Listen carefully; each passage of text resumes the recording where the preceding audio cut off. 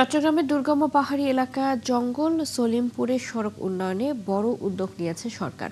স্বরাষ্ট্রমন্ত্রী পরিদর্শন ও ঘোষণার মাত্র এক সপ্তাহ পর বাংলাদেশ সেনাবাহিনীর তত্ত্বাবধানে পাহাড়ি এই জনপদে শুরু হয়েছে সড়ক নির্মাণ কাজ।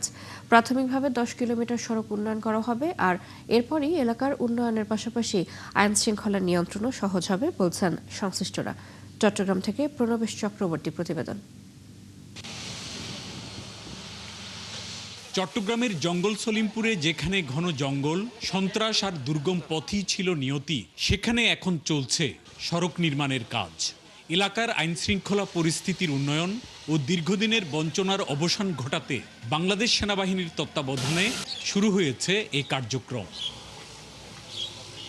নির্মাণাধীন র্যাব পুলিশের ক্যাম্পে সন্ত্রাসী হামলা, বুলডোজার দিয়ে ভাঙচুরের পর গত 31শে মে জঙ্গল সলিমপুর পরিদর্শনে আসেন স্বরাষ্ট্রমন্ত্রী। সেই সময়ই ঘোষণা দেয়া হয় এলাকার সড়ক উন্নয়নের। এলজিইডির অর্থায়নে প্রায় 10 কিলোমিটার সড়ক নির্মাণ করা হবে এই প্রকল্পে।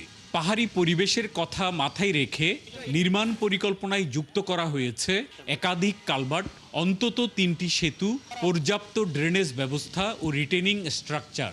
আমাদের কাজ চলমান রয়েছে। এখানে আমাদের ইমিডিয়েট প্ল্যানটা হচ্ছে যে এই এলাকার যে দুর্গম পাহাড়গুলো আছে সেগুলোকে সাধারণ মানুষের চলাচলের উপযোগী করে তোলা। 72 ঘন্টা ময়েশ্চার লক সমৃদ্ধ লিলি বডি ওয়াশ, শিয়া বাটারের গুডনেস স্কিন রিপেয়ার করে রাখে সফট ও গ্লোয়িং। অতি দ্রুততার সাথে আমরা এটা করব ইনশাল্লাহ।